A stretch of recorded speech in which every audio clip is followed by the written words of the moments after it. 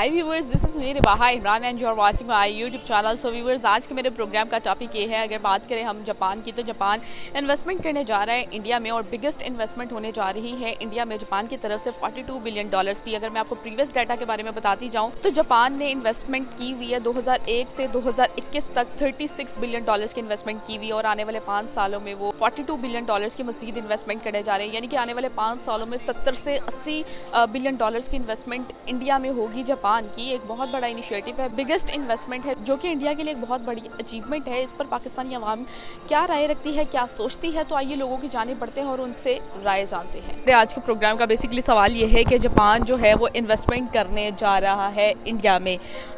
आने वाले 5 सालों में वो जो इन्वेस्टमेंट करने जा रहा है $42 बिलियन की इन्वेस्टमेंट करने जा रहा है। आपको प्रीवियस डाटा की बात बताती जाऊँ तो 2001 से 2021 का जो डाटा है, उन्होंने $36 बिलियन की जापान ने इन्वेस्टमेंट की हुई है इंडिया में और आने वाले 5 सालों का बता दिया है मैंने आपको। इस पूरे सिनेरियो को कैसे देखते हैं आप? बेसिकली अच्छा इनिशिएटिव है इंडिया का, क्योंकि जापान का, और क्योंकि इंडिया जो है उसकी पॉपुलेशन और उसकी मार्केट के हिसाब से वो काफ़ी अच्छी पॉपुलेशन है, उनकी मार्केट भी अच्छी है, तो उनकी इन्वेस्टमेंट जो है ज़ाया नहीं जाने वाली।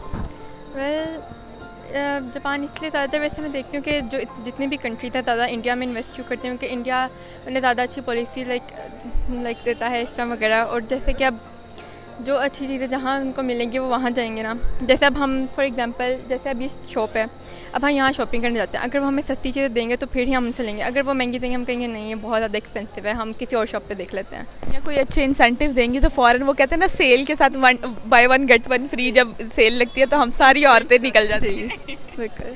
यानी कि यहाँ पे एग्जांपल कोट करने का मकसद ये है कि इंडिया जो है अपने जो भी फॉरेनर है उसको अच्छे इंसेंटिव दे रहा है। दैट्स वाई जो जापान है वो उधर इन्वेस्टमेंट करने जा रहे हैं। जी, सही हो गया।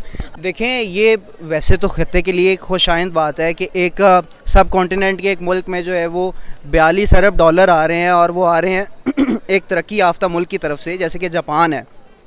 जापान एक बहुत बड़ी पार है और बहुत ज़्यादा तरक्की याफ्ता मुल्क है, लेकिन साथ ही साथ ये हमारे ऊपर भी बहुत बड़ा सवालिया निशान है, और ना सिर्फ डिप्लोमेटिक पॉइंट ऑफ व्यू से बल्कि इकनॉमिक पॉइंट ऑफ व्यू से भी, कि ऐसी इन्वेस्टमेंट्स हम क्यों नहीं अपने मुल्क में लेके आ पाते हैं, हमारी गवर्नमेंट्स इस तरह से क्यों नहीं काम कर पाती हैं।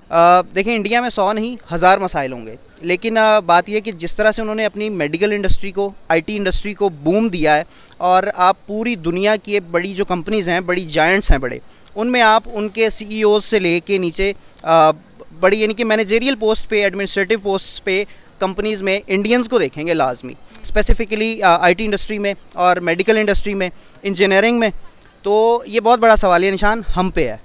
तो इंडिया आज़ाद ज़ाहिर है हमारे साथ ही हुआ था, हमारे से एक दिन बाद गिना जाता उसकी आज़ादी का दिन, लेकिन हमें इस तरह के इक़दाम उठाने चाहिए। हमारी गवर्नमेंट पे, हमारी पॉलिटिकल हिस्ट्री पे सवालिया निशान है कि हम क्यों नहीं इस तरह के इन्वेस्टमेंट्स जो है वो मुल्क में लेके आ पाते हैं। जो इन्वेस्टमेंट्स आती रही हैं, आज तक आई भी हैं, ऐसा नहीं है कि बिल्कुल ही नहीं आई हैं, लेकिन वो सियासत की इतनी गंदी तरीके से नज़र होती हैं कि वो आवाम तक फ़ायदा नहीं पहुँच पाता है। इंडिया में ये चीज़ नहीं है, इंडिया में फ़ायदा पहुंचता है बहुत हद तक। इंडिया में और तरह के मसाइल हैं, लेकिन ये है कि बहुत बड़ी बात है, ये एक बहुत बड़ा इक़दाम है। ज़ाहिर है उसके लिए इंडियन गवर्नमेंट बहुत टाइम से कोशां रही होगी, उन्होंने कुछ ना कुछ तो उन्हें लेवरेज दी होगी जब जापानीज़ को कि वो यहाँ पर आएँ और इन्वेस्ट करें। देखें, जापान इतना ज़्यादा तरक्की याफ्ता मुल्क है, वो किसी भी मुल्क में इन्वेस्ट कर सकता है, वो अमेरिका में भी कर सकता है, उसे ज़रूरत नहीं इंडिया आने की, लेकिन ज़ाहिर है उनके अपने मफादात होंगे, तो बहुत बड़ा स्टेप है। लेकिन इसमें यह है कि पाकिस्तान के लिए बहुत बड़ा सवालिया निशान है। पाकिस्तानी हुकूमतों को इस चीज़ पे फोकस करना चाहिए, हमारी सियासी लीडरशिप को, कि किसी तरह इन्वेस्टमेंट्स लेकर आएँ, क्योंकि आइंदा का दौर इन्हीं चीज़ों पर है। जितनी ज़्यादा सरमायाकारी गैर मुमालिक की जानिब से होगी हमारे मुल्क में, उतना ही फ़ायदा होगा। हमारी स्टैंडिंग भी उतनी बेहतर होगी, हमारे फ्रेंड्स भी उतने अच्छे गिने जाएंगे, और हमारी बेहतरीन इकनॉमिक स्टैंडिंग भी उसी सूरत में हो सकती है। देखिए, बहुत अच्छी बात है, और जाहिर सी बात है सारे ममालिक जो हैं वो यही चाहते हैं कि उनके मुल्क में मैक्सिमम ऐसी अपॉर्चुनिटीज़ क्रिएट हों, इन्वेस्टमेंट हो। जितनी बड़ी इकॉनमी है इंडिया की और जिस कदर पॉपुलेशन है, तो उनको ज़रूरत है बहुत ज़्यादा इन्वेस्टमेंट करें लोग। ज़ाहिर सी बात है पाकिस्तान को भी ज़रूरत है, दूसरे ममालिक को भी ज़रूरत है, और इन्वेस्टमेंट जिस कदर ज़्यादा होगी उस कदर वहाँ के जो लोग हैं वो खुशहाल होंगे। तो मेन चीज़ यही होती है, कोई भी हुकूमत, कोई भी गवर्नमेंट और कोई भी जो मुल्क है वो यही चाह रहा होता है कि मैक्सिमम अपॉर्चुनिटीज़ क्रिएट की जाएँ अपने लोगों के लिए।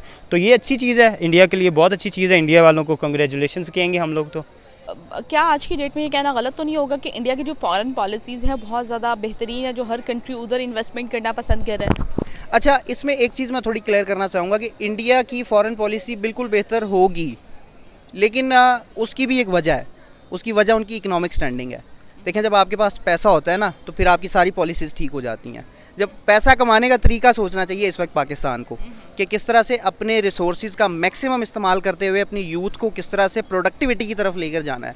ये चीज़ें बिल्कुल हमारी भी जो है वो ठीक होने वाली हैं। फॉरेन पॉलिसी में क्या है, कैसे सुकम मौजूद हैं, किस साइड को हमने सपोर्ट करना है, किसको नहीं करना है, किसके साथ ताल्लुकात बनाने, किसके साथ नहीं।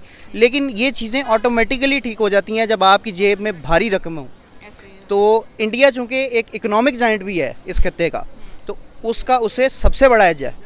इस चीज़ का एज लेते हुए वो अपने फ्रेंड्स अच्छे बना रहे हैं। बिल्कुल ये चीज़ें पैसे पे ज़्यादा डिपेंड करती हैं, सरमायाकारी पे ज़्यादा डिपेंड करती हैं। नहीं, इसमें कोई शक नहीं है। असल में उसमें सारी चीज़ जो है ना वो पीआर की है। जो रिलेशनिंग है ना इंडिया की वो बहुत अच्छी है। उसके पीछे ये मेन चीज़ ये है कि उनके जो टेक्नोक्रेट्स हैं और उनके जो मसलन अब आप आईटी सेक्टर देखें तो पूरी दुनिया में जितने बड़े बड़े नाम हैं, आप गूगल में देखें, फेसबुक में देखें, तो उन्होंने अपनी सीटें संभाली हुई हैं। ठीक है, तो जो चीज़ें ये है ना ये बड़ी मैटर करती हैं। तो आईटी सेक्टर जो है वो सबसे बड़ा ग्रोइंग सेक्टर है अब इस टाइम दुनिया में।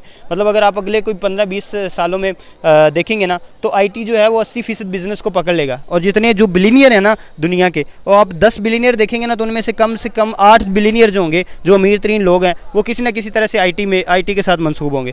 एक है एलन मस्क और उसने भी अपनी गाड़ी जो है ना वो भी सारी आईटी से मंसूब की हुई है। ठीक है, तो बस बाकी सारे जो देखेंगे ना वो आईटी से मंसूबे लोग। तो आईटी पे इंडिया का होल्ड बढ़ता जा रहा है दिन ब दिन। आईटी पे वो अपना होल्ड कायम कर रहे हैं जिसका ऑब्वियसली उन्हें फ़ायदा होगा with the passage of time. अभी भी हो रहा है और with the passage of time भी हो। अब मेरा तो ख्याल ये है कि पाकिस्तान को उनसे सीखना चाहिए, ख़ास तौर पे सीखना चाहिए पाकिस्तान को, क्योंकि पाकिस्तान को बड़ी ज़रूरत है। हम आईटी में कदरे पीछे हैं, इंडिया से भी पीछे हैं और कंपैरेटिवली दूसरी दुनिया से भी पीछे हैं। तो हमें चाहिए कि हम अपनी क्योंकि हमें उस तरह से शायद अभी तक तो इंटरनेट की फैसिलिटीज़ ही नहीं अवेलेबल, तो हमें ये चाहिए कि हम इस चीज़ पे जो है ना वो काम करें और हम सीखें पर्टिकुलरली इंडिया से कि हम जो है ना वो हमारी प्रायोरिटीज़ क्या होनी चाहिए। हमने फ्रेंडली बिहेवियर रखना है दूसरे लोगों के साथ, ख़ास तौर पे जो जिस तरह आप जापान की बात कर रही हैं वो बहुत बड़ी पार है।